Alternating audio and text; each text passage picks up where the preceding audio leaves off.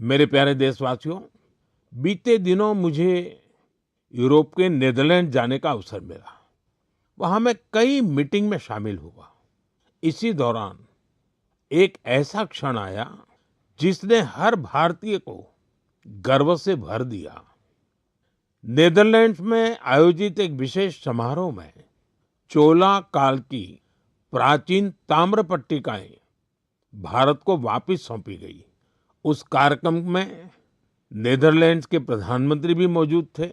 इन ताम्र पट्टिकाओं को लेकर मुझे देश विदेश से लगातार संदेश मिल रहे हैं।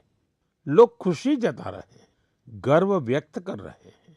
दुनिया भर के तमिल समुदाय में भी इसे लेकर विशेष उत्साह है। साथियों, इन ताम्र पट्टिकाओं को लेकर लोगों में काफी जिज्ञासा भी है। इसलिए आज मैं इससे जुड़ी कुछ बातें आपसे साझा करना चाहता हूं। इनमें 21 बड़ी और 3 छोटी ताम्र पट्टिकाएं हैं। ये मुख्य रूप से राजा राजेंद्र चोला प्रथम द्वारा अपने पिता राजा राजराजा चोला के एक वचन को पूरा करने से जुड़ी है। इनमें आनाई मंगलम गांव को एक बौद्ध विहार को दान देने का उल्लेख है। इन ताम्र पट्टिकाओं में चोला वंश की उपलब्धियों का भी वर्णन मिलता है।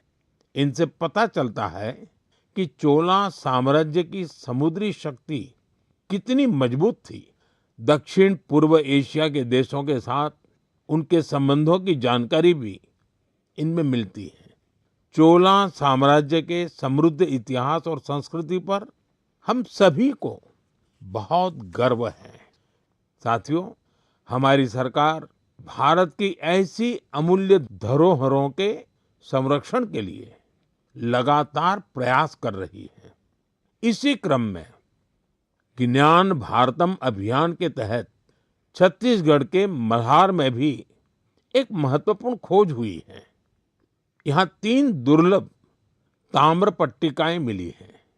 ये पांडुवंशी राजवंश के महर्षि बालार्जुन के शासनकाल से जुड़ी मानी जा रही है।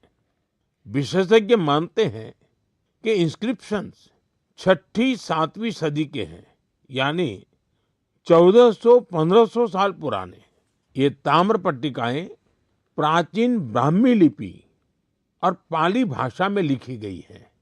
इनसे उस समय की शासन व्यवस्था, धर्म और संस्कृति के बारे में महत्वपूर्ण जानकारी मिलती है।